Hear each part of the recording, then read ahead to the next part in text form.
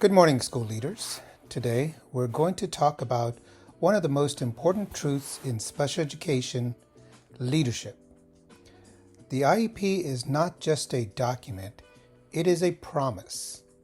Now, I know we'd like to think of the IEP as paperwork, a meeting, a compliance file, or something that gets uploaded into the system before the deadline.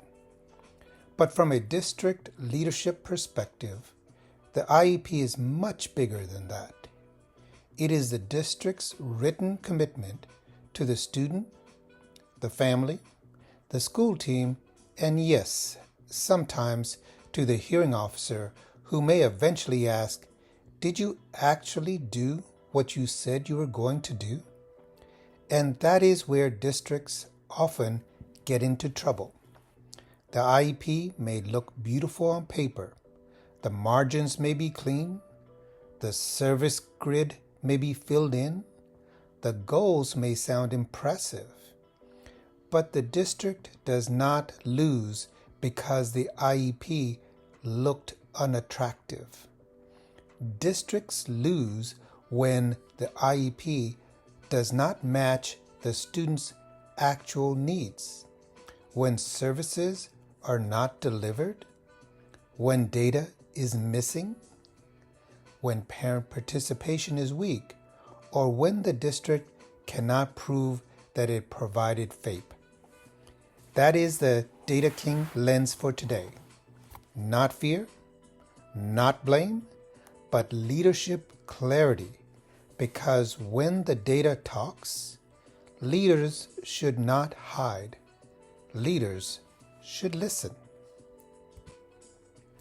Let's begin with one of the biggest red alert areas: failure to implement the IEP.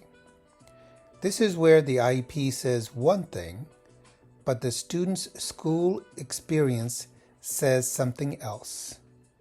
The IEP says the student receives 120 minutes of specialized instruction per week, but the schedule only allows 60. The IEP says speech services are provided twice a week, but the speech-language pathologist has a caseload that looks like a CVS receipt. The IEP says the student receives testing accommodations, but the classroom teacher did not know the accommodations existed. The behavior plan says the student receives check-ins, breaks, or reinforcement, but no one was trained on the plan. That is not just a scheduling issue. That is a compliance issue. For executive leadership, this is where we have to move beyond "did we hold the IEP meeting?" and start asking, did we build a system that makes implementation possible? Because here's the truth. Implementation failure is often not caused by one bad teacher. It is usually caused by weak systems. If service providers are understaffed, if administrators do not review service delivery logs, if teachers do not have access to IEP snapshots, if related services minutes are not monitored, then the district has created the conditions for non-compliance. The Data King translation is simple. If the IEP says it, the school has to do it. "We meant to" is not a service delivery model. School executives should be asking, are principals monitoring IEP implementation? Are related service providers documenting missed session? Do we have a process for compensatory services when minutes are missed? Are general education teachers receiving the accommodations they are expected to provide? Because in special education, hope is not a compliance strategy. Documentation, communication, and implementation are. Now let's talk about inappropriate IEP development. This is where the IEP exists, but it is not strong enough, individualized enough, or data-based enough to meet the student's needs. A weak IEP usually has warning signs. Present levels are vague. Goals are not measurable. Services do not connect to the data. Progress monitoring is unclear. The same goal appears year after year like it signed a long-term lease. The student's needs are changing, but the IEP is standing still. This is a problem. Executive leaders must understand this.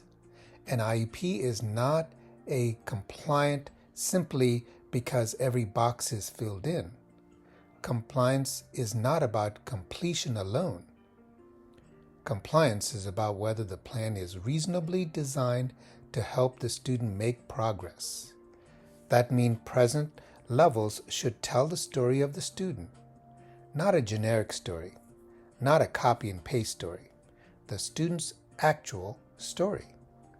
Where is the student performing now? What skills are missing? What barriers are showing up? What does the data show? What does the parent report? What do teachers observe? What does the evaluation tell us? What support does the student need to move forward? The annual goals should grow directly from the data. Service should connect to those goals. Accommodations should match the student's access needs. Progress monitoring should show whether the plan is working. A generic IEP is like a one-size-fits-all suit. It may technically cover the student, but it probably does not fit. For school executives, the leadership move is to build quality control systems. Do not wait for a complaint to find out that IEPs are weak.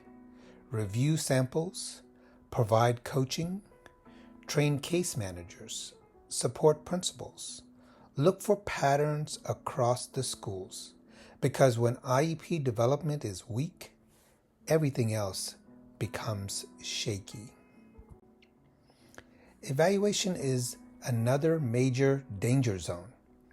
This is where districts can get in trouble before the IEP is even written. If the evaluation is delayed, incomplete, too narrow, or does not address all suspected areas of disability, then the IEP team may be making decisions with bad data. And bad data leads to bad decision. Let me put that in Data King language. Bad evaluation data leads to bad IEP decisions. Bad IEP decisions lead to bad compliance headlines. For executive leadership, this matters because evaluation timelines and evaluation quality are district-level responsibilities. A principal may manage the building process, but the district must ensure there are trained staff, clear procedures, proper oversight, and accountability. Common problems include delayed evaluations, missed reevaluation, failure to evaluate in all suspected areas, ignoring parents' concern, or refusing evaluation without strong documentation. And let's pause there. Parent concerns matter. A parent does not have to use professional terminology for the district to take the concern seriously. If a parent says, "My child cannot remember directions," that may raise a suspected area. If a parent says, "My child is melting down every morning," that may raise a suspected area. If a parent says something is not right, the district should not dismiss that simply because the child is passing classes. Passing grades do not always mean there is no disability-related need. Executives should ask, are evaluation referrals reviewed promptly? Are reevaluations tracked centrally? Are teams trained on suspected areas of disability? Are school psychologists and related services evaluators supported? Are refusals documented through clear prior written notice? Evaluation is the foundation. If the foundation is cracked, the IEP built on top of it may not stand. Now we move to parent participation and prior written notice. This is an area where districts may believe that they are doing fine because the meeting happened, but the legal and practical question is deeper. Was the parent meaningfully included? Not just invited, included. Not just allowed to sit at the table, heard at the table, not just given a copy of the IEP after decisions were already made, involved before decisions were finalized. Executive leaders need to understand that parent participation is not a courtesy. It is a required part of the IDEA process. When parents are excluded, ignored, rushed, or presented with predetermined decisions, the district creates legal risk and damages trust. And then there is prior written notice, also known as PWN. This is one of those documents that can either protect the district or expose the district. A strong prior written notice explains what the district proposed or refused, why the district made that decision, what data was considered, what options were rejected, and what procedural safeguards apply. A weak PWN says something like, the team discussed and agreed. That is not enough. The Data King translation: parents do not have to win every disagreement, but they must be meaningfully included in the process. This is important for executive leadership because parent participation problems often become community trust problems. When families feel dismissed, they escalate. They call central office. They file complaints. They contact advocates. They go to due process. Sometimes they go to social media before they go to sleep. So leaders must build systems that support clear communication. Train administrators on meeting facilitation. Train case managers on documentation. Review prior written notice for quality. Make sure parents' concerns are captured accurately, and when the district refuses a request, explain it clearly and respectfully. A well-written PWN is not just paperwork. It is leadership evidence. This slide is close to my Data King heart. Progress monitoring is where the district proves whether the IEP is working. And here is the uncomfortable truth. Many districts say students are making progress, but they cannot show it. They may have progress reports that say student is improving, student is progressing, or my personal favorite, student continues to work towards the goal. That sounds nice, but it is not data. The Data King translation: student is making progress is not data. That is a sentence looking for evidence. For executive leadership, progress monitoring is not a small teacher-level task. It is a system-level accountability issue. If goals are measurable, then data should be collected. If data is collected, then teams should review it. If progress is limited, then instruction, services, accommodations, or supports should be adjusted. If the same goal continues year after year with little change, leadership should ask why. The problem is not always that educators do not care. Often the problem is that the district has not created a clear progress monitoring system. What tool should staff use? How often should data be collected? Who reviews it? Where is it stored? How is it reported to parents? What happens when the data shows limited progress? If those questions do not have clear answers, the district is operating on hope instead of evidence. Executive leaders should expect schools to monitor progress like they monitor attendance, discipline, graduation, staffing, and budgets. Because special education progress data tells us whether students are receiving educational benefit.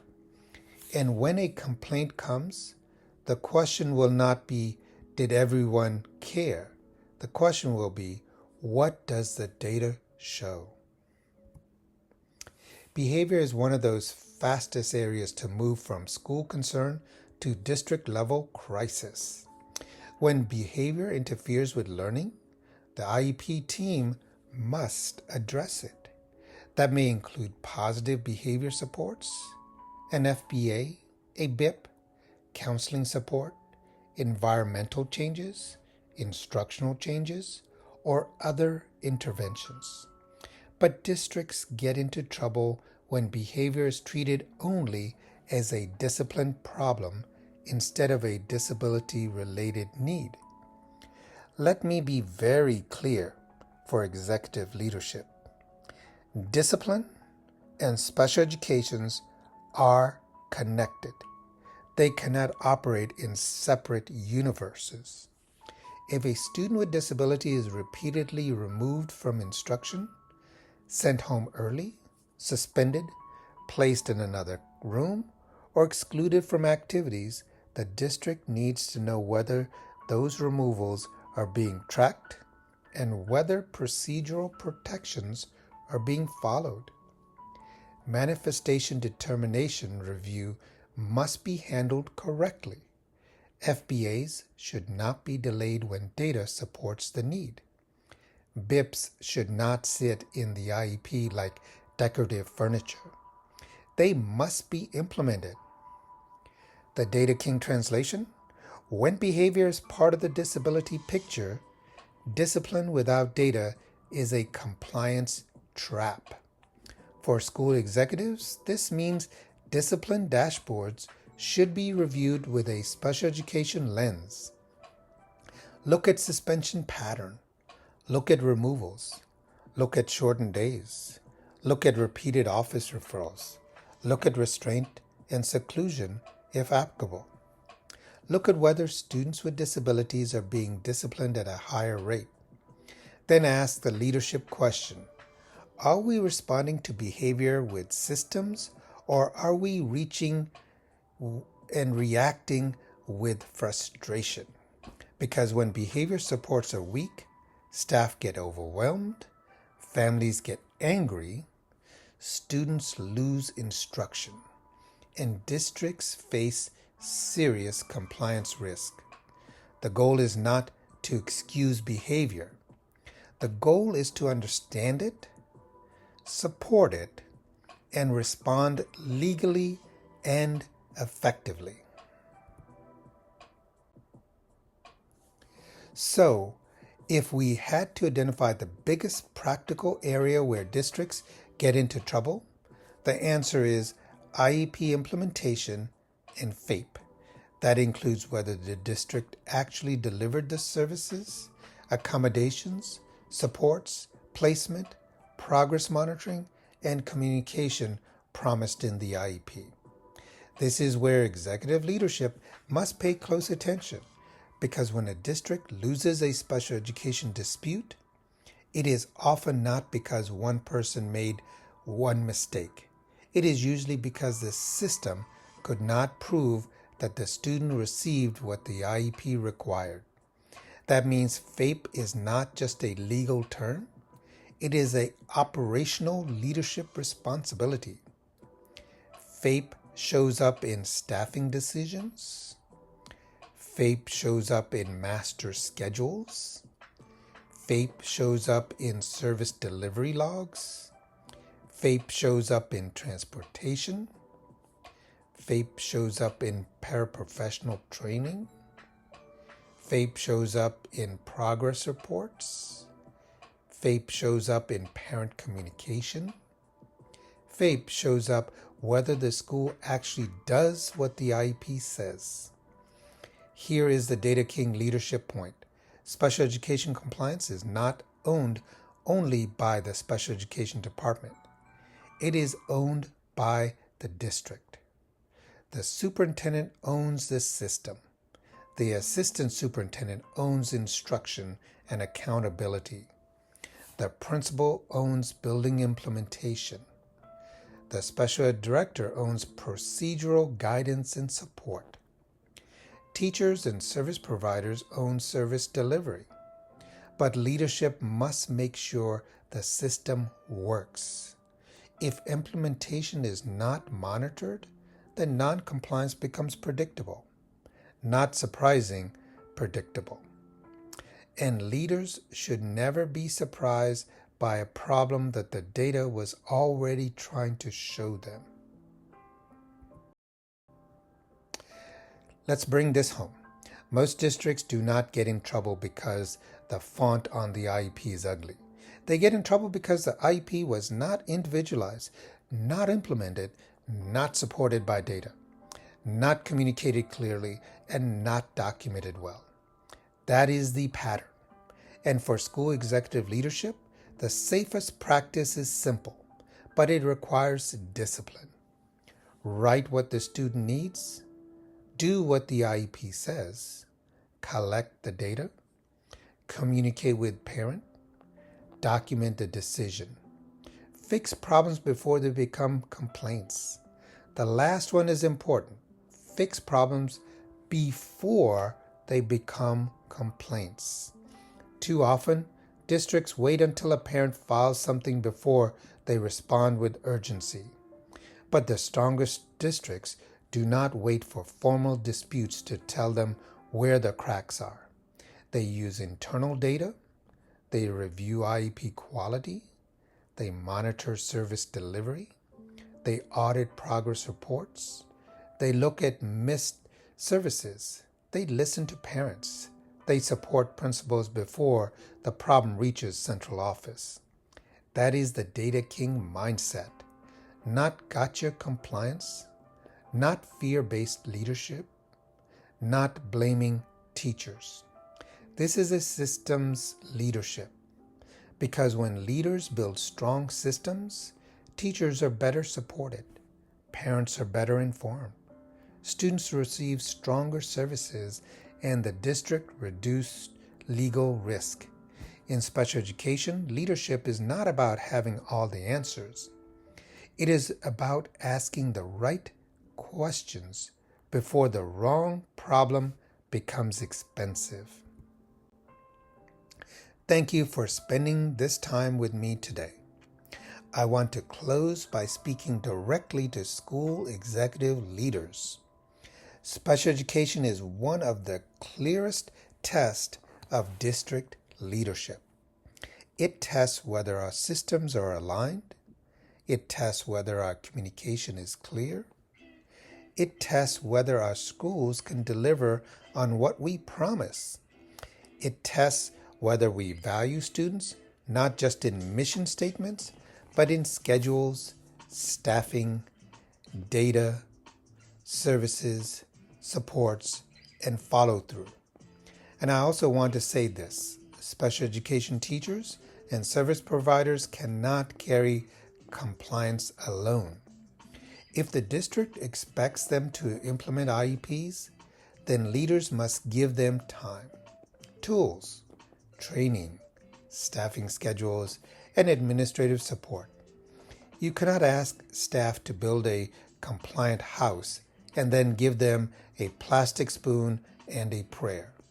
That is not leadership. That is survival. The Data King mindset is different. We use information, we use strategy, we use heart. We make decisions that improve outcomes for students. If you are a superintendent, principal, director, or central office leader, my challenge to you is simple. Do not wait for a complaint to tell you what your data already knows. Review implementation, review progress, review evaluations, review parent communication, review discipline. Review whether your IEPs are living documents or just digital paperwork. Because when the data talks, leaders listen. Thank you, and I invite you to connect with me on LinkedIn or reach out by email so that we can continue the conversation. Thank you and goodbye.